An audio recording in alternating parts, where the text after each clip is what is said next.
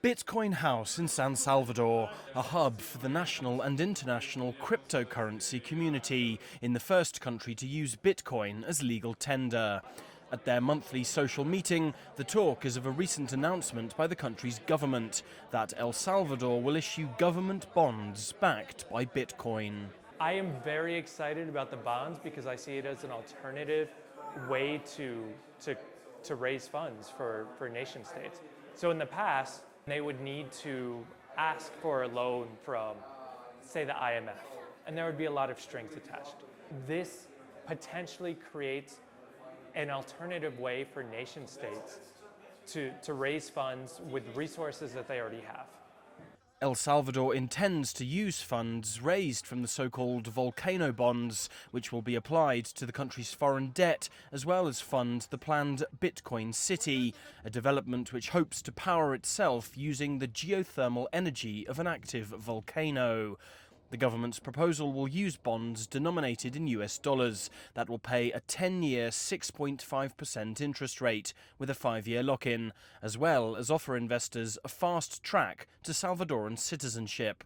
Carlos Acevedo is a former director of the country's central bank. The idea is to raise $1 billion, either in Bitcoin or in dollars, which the country will use to buy Bitcoin. Personally, I don't think they will achieve this goal.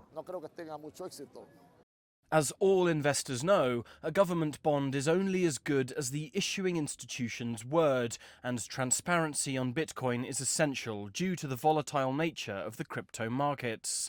El Salvador does not publish figures on its Bitcoin holdings. Only the president's tweets offer any insight on the government's exposure to the digital currency. However, analysis of those tweets estimates the country has spent $111 million on Bitcoin acquisitions since 2021, holdings which are currently worth less than $60 million. What's more, recent legal filings by a Salvadoran non-profit group have formally requested an inquiry into accusations of massive fraud in the state-developed crypto wallet Chivo. The financial risk rating of El Salvador is currently the third highest in Latin America, after Argentina and Ecuador, so any potential investor in these bonds will take that into account. As the markets wait for El Salvador's volcano bonds, they have two factors to consider: whether the volatile cryptocurrency and the Bukele administration are worth the investment risk. Alasdair, Baverstock, CGTN, El Salvador.